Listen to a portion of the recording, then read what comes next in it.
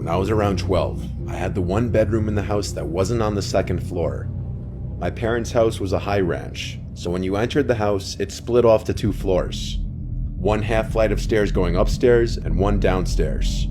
The downstairs level had the den, the garage, my bedroom, and a bathroom. The other 3 bedrooms in the house were all upstairs.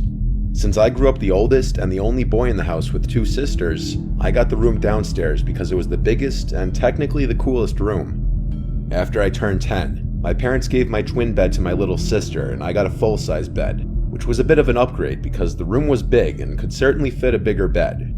When I was 12, my little sisters were around 5 and 8, so at this age I would be allowed home alone. But my 5-year-old sister wouldn't be left alone with me, and my 8-year-old sister would only be left alone with me if my parents weren't going to be gone for too long. If they'd be gone for longer periods of the day, then one of my parents would take both of my sisters.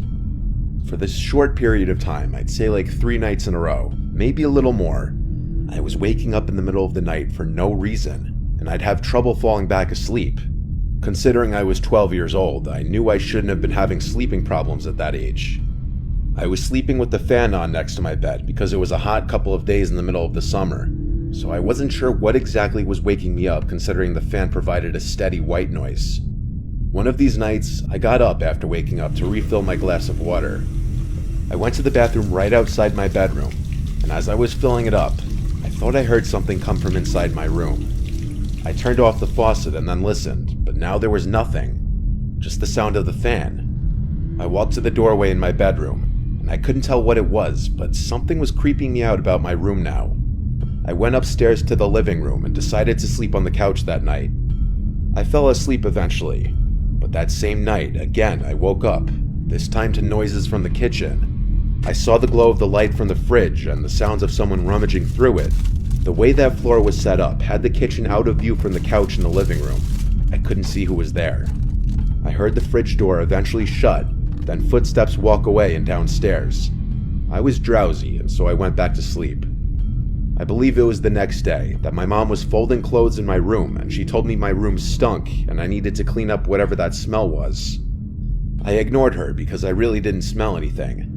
I wish I didn't ignore her though. That night, our dad put the air conditioning on because it was simply too hot. After we all watched a movie as a family, everyone started getting ready for bed. I went to my room and played video games for a little while before getting sleepy. By that time, I turned off the TV and console and rolled on my side to go to sleep like I always did. Tonight I didn't have the fan on because the air conditioning was on, so there was just the sound of the air blowing out from the vents in the ceiling. I fell asleep, but once again I woke up not long after. I didn't know what the sound I heard was. All I heard was the vent fan blowing air. Then, when it stopped blowing air, the room was silent. And I heard something. Breathing. But it wasn't my breathing, though. I looked around the room. The closet door was shut, so there was no way it was coming from there. Part of my childlike innocence assumed it was my younger sister playing a prank. I got on the floor and looked the one place I could think to look. Under the bed.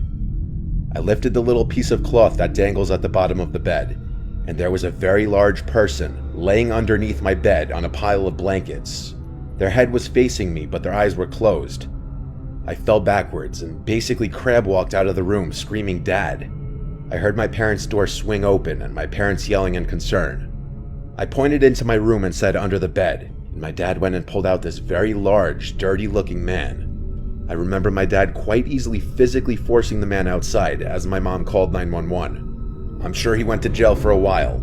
Or maybe not because he was homeless, who knows? This did a lot of mental damage to me where I didn't even want to sleep in my own room anymore, or let alone in that house. I had to sleep in the middle of my parents for a while.